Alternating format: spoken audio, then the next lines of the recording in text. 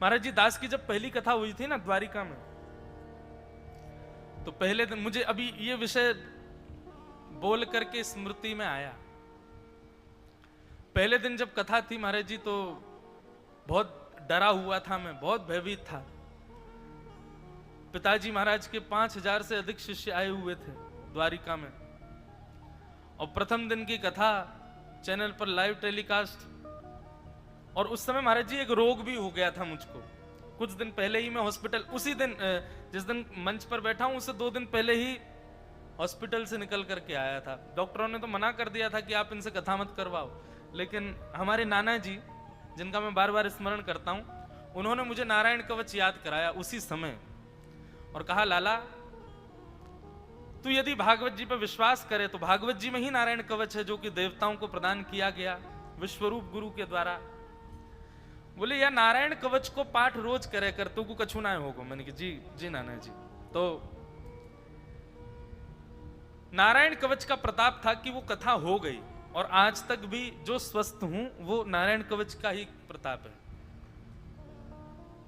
आज भी नित्य कोई ज्यादा पाठ आदि क्रम में नहीं करता, सेवा और नारायण कवच। तो जब प्रथम कथा थी तो मंच पर जाने से पहले मैं बड़ा भयभीत, मुझे अनायासी, एक तो अंदर से बीमार भी था, फिर पसीने इतने आमे, बार बार थोड़ा घबराहट हो, हाथ पांव कांपे। और नाना जी बैठे बैठे देख रहे थे, बोले जी कैसे कथा करेगो, ये तो इतना घबरा रहा है, कैसे जाएगो मंच पे। और उस दिन कथा का उद्घाटन करने के लिए हमारे ब्रजमंडल के पूज्य श्री गुरु शरणानंद जी महाराज पधारे, और वो स्पेशली अपनी कथा से समय निकाल के 2 घंटे के लिए ही आ रहे थे। मैंने कि वैसी नाक कट जाएगी अगर उनके आगे कुछ उल्टा सीधा बोल दिया तो। और सबको यही आशा है कि ठाकुर जी का पुत्र है, कैसा बोलेगा। बहुत भयभीत। तभी हमारे नाना जी बोले लाला अपने पिताजी को बुला के ला, कथा में जाने से 2 घंटे पहले, 20 जुलाई 2015। तो पिताजी को मैं बुला के लाया। पिताजी महाराज कक्ष में आए तो हमारे नाना जी बोले, ठाकुर जी अभी इसी समय गोमती मैया का तट है, समुद्र का संगम है, श्री द्वारिकाधीश भगवान की पावन नगरी है, आपका पुत्र पहली बार व्यासपीठ पर बैठने वाला है। आप अभी इसी वक्त इनको गुरु दीक्षा दे करके अब इनको पुत्र नहीं शिष्य बनाइए अभी। तब तक गुरु दीक्षा हुई नहीं थी मेरी। तो पिताजी महाराज बोले दीक्षा के तो बड़े निधान होते हैं, खाली पेट होना पड़ता है, फिर यज्ञ आदि करना पड़ता है शिष्य को। हमारे श्री वैष्णव संप्रदाय में शंख चक्रों को उनको थोड़ा उष्ण करके, थोड़ा गर्म करके फिर अंकित किया जाता है। उनके चिन्ह 20-20 साल तक रहते हैं, तो बड़े विधान होते हैं। फिर ब्रह्म मुहूर्त में होना पड़ता बड़े। तो फिर नाना जी बोले आपत्तिकालीन मर्यादा नास्ति, आपत्ति काल में मर्यादाओं का चिंतन नहीं होता। अब आपके पास समय नहीं है, कल यदि दीक्षा दोगे तो कल इतना सुयोग नहीं होगा, अभी दीजिए। ये व्यास मंच पर बैठे उससे पहले इसको दीक्षा दीजिए। पूज्य पिताजी महाराज ने उसी समय, उष्ण तो नहीं, हवन तो नहीं हो पाया, लेकिन चंदन की दीक्षा दास को प्रदान की, अष्टाक्षर मंत्र कान में कहा और श्री शालिग्राम भगवान को सिर पर पधरा करके दीक्षित कर दिया। दीक्षा हो गई, नाना जी की आज्ञा हुई। अब जब भी पिताजी मिले 2 बार प्रणाम करना, एक बार पिता के भाव से, दूसरी बार गुरुदेव के भाव से। मैंने कहा जी। उस दिन महाराज जी कथा हुई, मैं बड़ा भयभीत। तब भी मंच पर बैठने के बाद में मुझसे देखा ही नहीं जाए, सामने इतनी भीड़ बैठी है, और मैं तो प्रथम श्लोक ही भूल गया भागवत जी का कौन सा है। मैं तो बार बार देखूं कहां शब्द, ऐसे आकाश में जैसे तारे मंडराते हैं, ऐसे भागवत जी के श्लोक मंडरा रहे थे मेरे आगे, कुछ समझ नहीं आ रहा था। नीचे माता जी, बहनें, सब लोग, परिवार के लोग इतनी आशा से देख रहे हैं, बोले हमारा भैया पहली बार कथा करेगा, सब बड़े प्रसन्न। पिताजी महाराज भी बड़े प्रसन्न, भावुक हो रहे थे, और मैं चिंतित हो रहा था क्या करूं। तो उस समय हम आज भी अपने कथा में पिताजी महाराज के गुरुदेव भगवान का चित्र सामने ही रखते हैं, श्री रामानुज गुरु जी का। तो हमने इनको प्रणाम करी, मैंने कहा हे गुरुदेव भगवान, आपने अपने शिष्य की तो नैया पार कर दी, पिताजी महाराज तो पार हो गए। दासानु दासो भवता इसमें भूय। तो श्रीमद् भागवत में श्री वृत्रासुर कहते हैं कि आपको दासों के दासों पर ज्यादा अनुग्रह करते हो, आपके दास हमारे पिताजी हैं, पिताजी के दास हम हो गए, गुरुदेव हम पे कृपा करो, कैसे भी ये कथा, एक कथा बढ़िया करवा दो, फिर चाहे कुछ भी हो जाए।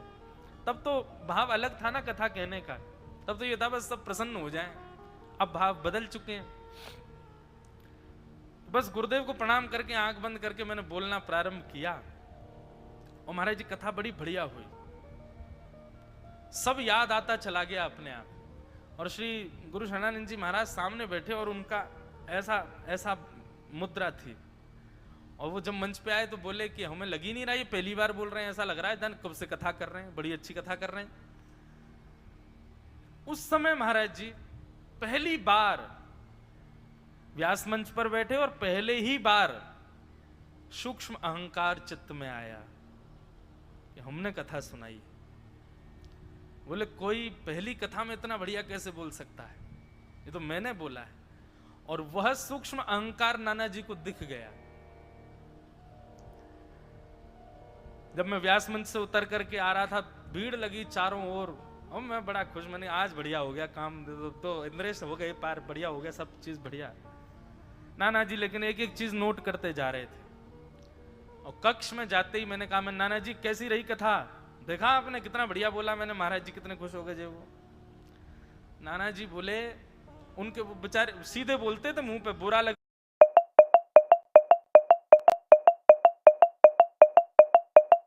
कहा आपने कितना बढ़िया बोला मैंने, महाराज जी कितने खुश हो गए। वो नाना जी बोले, उनके वो बेचारे सीधे बोलते थे, मुंह पे बुरा लगे चाहे भला।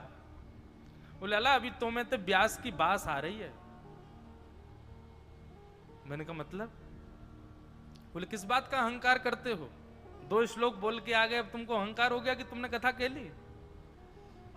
वास्तव में तो आज व्यासपीठ पर बैठने से पहले जब तुमने अपने पिताजी से दीक्षा ली, तो गुरु जब दीक्षा देता है तो अपना आधा भजन बल अपने शिष्य को प्रदान कर देता है। और तुम्हारे गुरु तो तुम्हारे पिता ही हैं। उस समय पिताजी महाराज की 1200 के लगभग कथाएं हो चुकी थी, अभी 1500 कथा हो गई।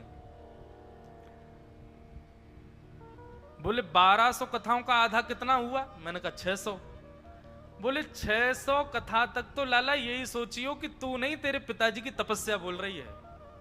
601वीं कथा करने जब जाए ना, तब सोचना कि हाँ अब तूने कुछ कहा है। कभी अहंकार मत करना इस बात का। अगर उस दिन नाना जी ने नहीं संभाला होता महाराज जी, पता नहीं ये इस दास की क्या स्थिति होती। लेकिन ये बात सत्य है कि आज जो भी भाव प्रकट होते हैं, जो भी कुछ कह जाते हैं, आज मैं यहां देख रहा हूं कितने लोग, आज कोई पुणे से आए, कोई दिल्ली से आए हैं, एक परिवार है वो कहीं अभी अभी मुझे देखे वो भी कहीं बाहर से आए, कथा सुनने के लिए इतनी दूर क्यों आ रहे हैं। मुझे कष्ट भी होता है कि आप वहीं से सुन लो, क्यों आते हो इतना दूर, यहां पर श्रमित हो जाओगे। और फिर मन में भाव आता है कि बल मेरी वाणी का तो हो ही नहीं सकता, तो गुरुदेव की कृपा है। ये तो पूज्य पिताजी महाराज की तपस्या का फल है, पूज्य हमारे दादा गुरुदेव भगवान की तपस्या का फल है। हम तो बस बांट रहे हैं, जब तक योग्यता है वाणी में, मेरा बल नहीं है। और यही भाव सबको रखना चाहिए।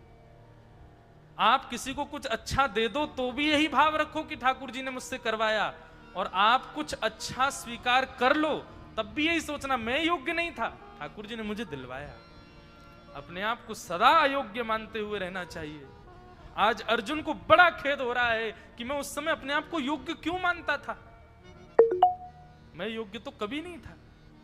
श्री कृष्ण ही हाथ पकड़ करके मुझसे सारी क्रियाएं करवाते थे। मैंने क्यों अभिमान किया कि ये मैंने किया, उस योद्धा को मैंने मारा, इस युद्ध को मैंने ऐसे किया।